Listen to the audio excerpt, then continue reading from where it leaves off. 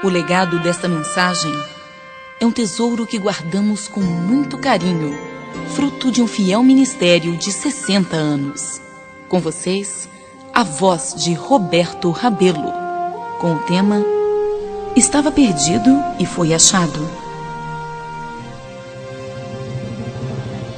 Certo homem, assim se inicia a parábola que estamos considerando, tinha 2 filhos, e o mais moço deles disse ao pai: dá-me a parte que me cabe dos bens. E ele lhes repartiu os haveres. Passados não muitos dias, o filho mais moço, ajuntando tudo o que era seu, partiu para uma terra distante, e lá dissipou todos os seus bens, vivendo dissolutamente. São Lucas 15, 11 a 13. Na terra longínqua, o moço dissipou todos os seus bens, vivendo dissolutamente. O caminho do pecado é o caminho onde o homem gasta, dissipa os bens que Deus lhe deu, a vida, a saúde, a inteligência, os talentos. Ele emprega prodigamente no seu próprio interesse o que o céu lhe deu para glorificar a Deus e fazer o bem ao próximo. Entregando-se às paixões da carne, à cobiça, à sensualidade, ele empobrece espiritualmente, degrada-se. Depois de ter consumido tudo, sobreveio àquele país uma grande fome e ele começou a passar necessidade. Então ele foi, se agregou a um dos cidadãos daquela terra, e este o mandou para os seus campos a guardar porcos. Ali desejava ele fartar-se das alfarrobas que os porcos comiam, mas ninguém lhe dava nada. Versículos 14 a 16. Os bens do moço devem ter-lhe parecido inesgotáveis.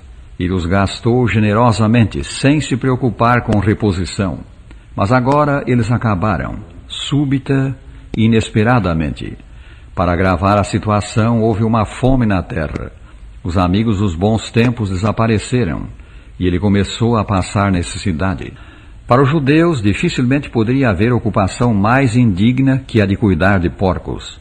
Isso significa que o moço desceu ao mais baixo na escala do pecado. O pecado, a separação de Deus, degrada, avilta o homem. Falando a respeito da sociedade pagã do seu tempo, o apóstolo Paulo afirmou: o que eles fazem em oculto, o só referir é vergonha. Efésios 5, versículo 12. E assim o moço, que deve ter se jatado da sua independência, da sua liberdade, era agora um escravo e da pior espécie. Cumpriram-se nele as palavras da Escritura referentes ao homem que se aparta de Deus, com as cordas do seu pecado será detido. Provérbios 5, 22. Achando-se em tal condição, a pior a que podia chegar, ele caiu em si. Então, caindo em si, disse: quantos trabalhadores de meu pai têm pão com fartura, e eu aqui morro de fome. Levantar-me-ei e irei ter com meu pai, e lhe direi: Pai, pequei contra o céu e diante de ti. Já não sou digno de ser chamado teu filho. Trata-me como um dos teus trabalhadores. São Lucas 15, 17 a 19. E levantando-se, prossegue a história, foi para seu pai. Vinha ele ainda longe quando seu pai o avistou e, compadecido dele, correndo, o abraçou e beijou. Que desfecho maravilhoso! O pai o estava aguardando. O fato de que ele viu o filho quando este vinha ainda longe mostra que ele estava mesmo observando o caminho, para ver se o pródigo voltava. Ao ver o filho aproximar-se, o pai se adiantou para o receber, e ao encontrá-lo, abraçou-o e beijou-o. O filho começou a fazer o seu discurso, mas não o pôde terminar. O pai o interrompeu, cobriu os seus andrajos com o melhor vestido, reintegrou-o na posição de filho, e na sua alegria deu um grande banquete. Porque, disse ele, este meu filho estava morto e reviveu, estava perdido e foi achado. O pai da parábola representa Deus, nosso Pai Celeste. Ele atrai a si, pelo amor, seus transviados filhos, pecadores. No dizer da Escritura, atrai-os com cordas humanas, com laços de amor. Oséias 11, versículo 4. Os que se voltam para ele com arrependimento são perdoados e aceitos por filhos. Deus lhes remove as vestes sujas e cobre-os de vestes de salvação. E como o pai da parábola, alegra-se pela volta do pródigo.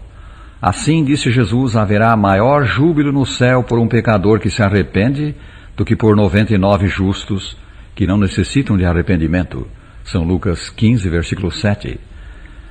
Prezado ouvinte, se estás no distante país da separação de Deus, entregue às práticas do pecado que arruinam a vida e fazem sofrer, Deus te diz, torna-te para mim, porque eu te remi. Isaías 44, 22. Ouve o convite divino. Levanta-te e vai para teu Pai, agora. Ele te receberá, perdoar-te-á e dar-te-á a mais elevada de todas as honras, a de ser um filho seu.